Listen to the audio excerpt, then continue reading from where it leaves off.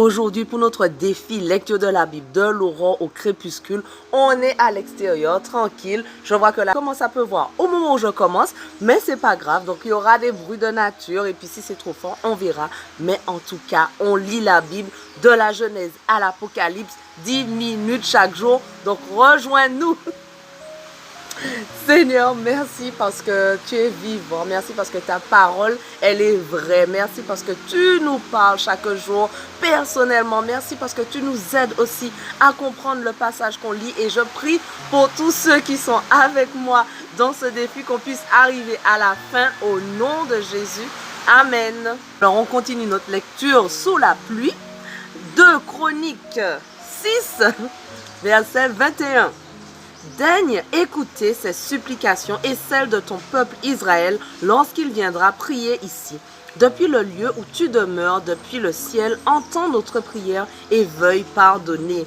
Si quelqu'un est accusé d'avoir commis une faute envers son prochain et si l'on exige de lui qu'il prête serment avec des imprécations ici devant ton autel, dans ce temple, sois attentif depuis le ciel, interviens et juge tes serviteurs pour faire venir sur le coupable le châtiment que mérite sa conduite et pour faire reconnaître l'innocence du juste afin qu'il soit traité selon son innocence.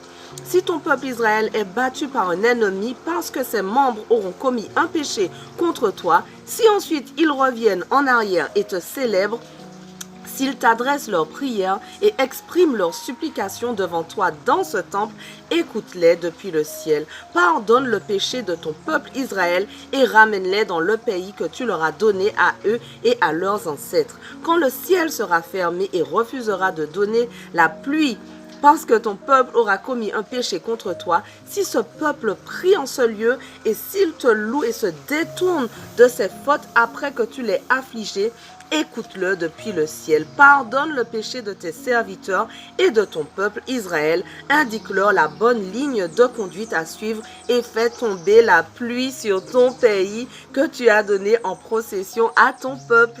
Quand la famine ou la peste sévira dans le pays, quand les céréales seront atteintes de maladies, quand surviendra une invasion de sauterelles ou de criquets, ou quand ses ennemis assiégeront ton peuple dans son pays, quand les villes fortifiées du pays, quand quelque maladie ou quelque malheur s'abattra sur lui, si considérant son malheur et sa souffrance, chacun tend les mains vers ce temple, veuille exaucer du ciel, du lieu où tu demeures, les prières et les supplications que t'adressera tout homme ou tout ton peuple Israël. Pardonne-leur et traite chacun selon sa conduite, puisque tu connais le cœur de chacun.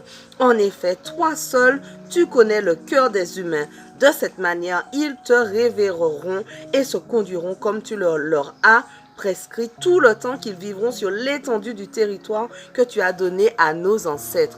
Et même si un étranger qui ne fait pas partie de ton peuple Israël vient d'un pays lointain pour prier dans ce temple parce qu'il aura entendu parler de ta grandeur et de la puissance que tu déploies pour agir, veuille l'écouter depuis le ciel, depuis la demeure où tu habites, et lui accorder tout ce qu'il aura demandé.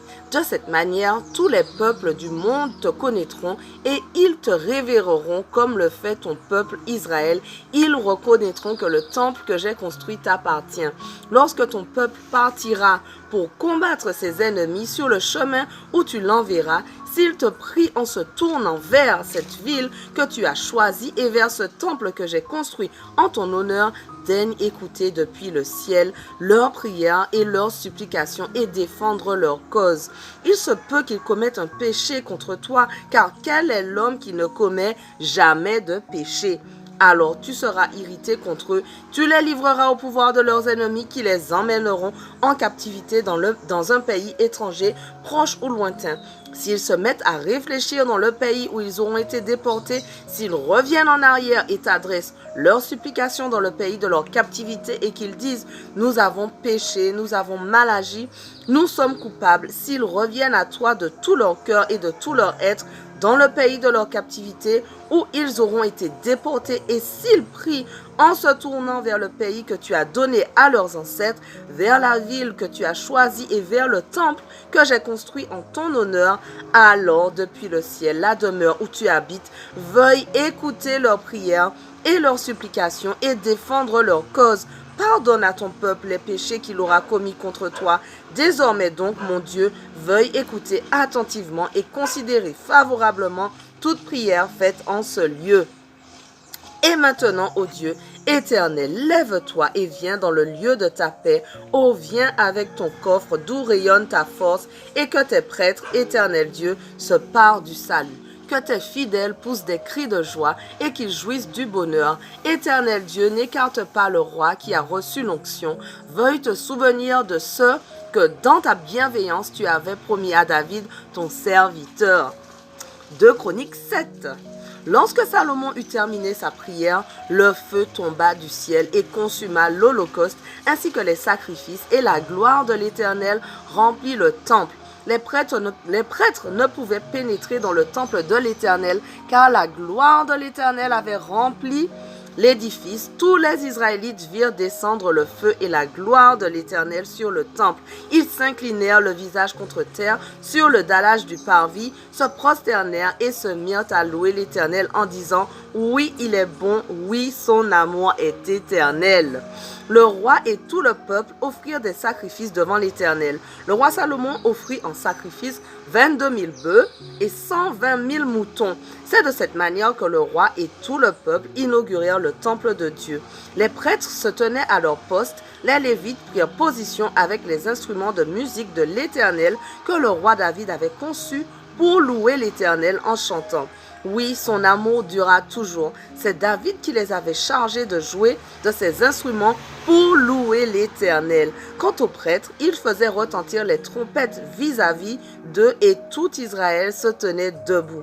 Salomon consacra l'intérieur de la cour qui s'étend devant le temple de l'Éternel pour y offrir les holocaustes et les graisses des sacrifices de communion, car l'autel de bronze que Salomon avait fait fabriquer ne pouvait recevoir tous les holocaustes, les offrandes et les graisses. Salomon et tout Israël célébrèrent la fête pendant 7 jours.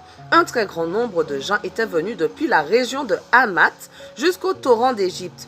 Le 8e jour eut lieu une réunion cultuelle. Ainsi, on avait fait la dédicace de l'autel pendant 7 jours et l'on avait célébré la fête durant 7 autres jours. Le 23e jour du 7e mois, Salomon renvoya le peuple chacun chez soi. Tous étaient joyeux et avaient le cœur content à cause des bienfaits que l'Éternel avait accordés à David, à Salomon et à Israël, son peuple.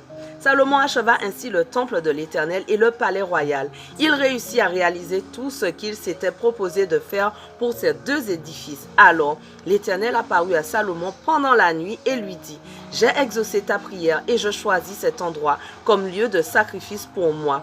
Lorsque je fermerai le ciel et qu'il n'y aura pas de pluie, lorsque j'ordonnerai aux sauterelles de ravager le pays ou que j'enverrai la peste contre mon peuple, si alors mon peuple qui est appelé de mon nom s'humilie, prie et recherche ma grâce, s'il se détourne de sa mauvaise conduite, moi je l'écouterai du ciel, je lui pardonnerai ses péchés et je guérirai son pays.